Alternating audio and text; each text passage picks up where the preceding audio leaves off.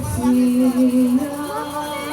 inakaran, itong krus sa kamatayan, tinumura at tinuyang, anak di makasalanan, pinasali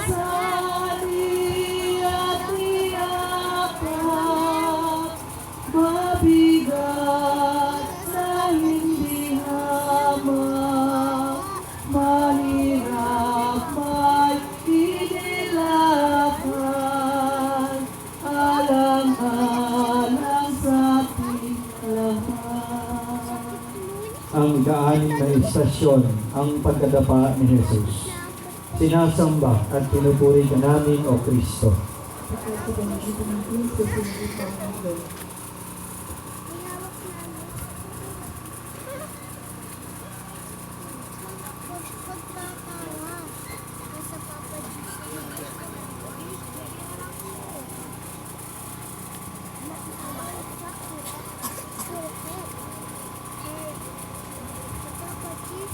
Ang hina na Jesus, alalahin natin mukhang babagsak.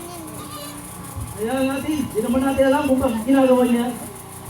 Huwag tayong makialam. Bakit nga ba ginagawa niya yan? Ayaw nakakaalam kung bakit niya ginagawa yan.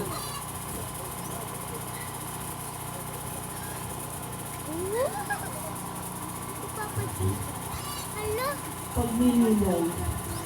Ang buhay natin ay puno ng mga biyaya at batbat ng mga pagsubok at problema. Hindi tayo nabubuhay para lang sa kasayahan o kaya'y sa walang katapusan sakit at kalungkutan.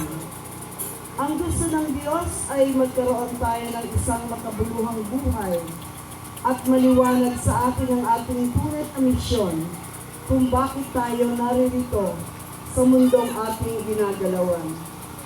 Gusto ng Diyos na makita at maramdaman natin ang nag-uumapaw na pag-asa sa kabila ng maraming pagsubok at kahirapan sa buhay. Matuto tayong tumayo sa tuwing tayo'y bumabagsak. Katulad ni Jesus, sa sobrang bigat ng krus na pasan-pasan niya, ay bumigay din ang kanyang lakas at siya'y nadapa. Ngunit hindi siya sumuko at nagpatuloy na pinasan ang krus hanggang makarating sa bundok ng Oliva. Ang aming pamilya ay nakaranas din ng matinding pagkadapa. Lahat ng aming pinag-ipunan sa loob mahigit na 10 taon. 3 bahay, maraming sasakyan, malaking negosyo. Nawalang lahat ito dahil sa panloloko at pang-aabuso sa tao. Napakahirap bumangon at tanggapin ang mga pangyayari. Pero God is so good. Tinulungan niya kaming tumayo at magsimulang lumakad muli kasama siya. Tanggapin ang lahat ng pagsubok at ialay lahat sa Diyos kung ano ang ayon sa kanyang kalooban. Noong una, akala namin ito ay isang parusa. Pero na-realize namin itong huli na may itinatama ang Diyos sa tinatahak naming buhay at inihahanda kami sa isang misyon at dinala kami dito sa Marinduque. Kami po kasi ay sa Batangas tumira pagkatapos ikasal, sapagkat doon kami pareho nagtatrabaho. Pagkatapos ng lahat ng ito, lalong tumibay ang aming pananampalataya at dapat talaga ay palaging pagnilayan kung ano ang kanyang kalooban upang maiwasan ang pagkadapa. Sa awa at habag niya, nakatayo kaming muli at nakaraos sa lahat ng mga pagsubok at masayang naglilingkod sa kanyang ubasan. At napatunayan namin na sa lupa man ay may langit na rin.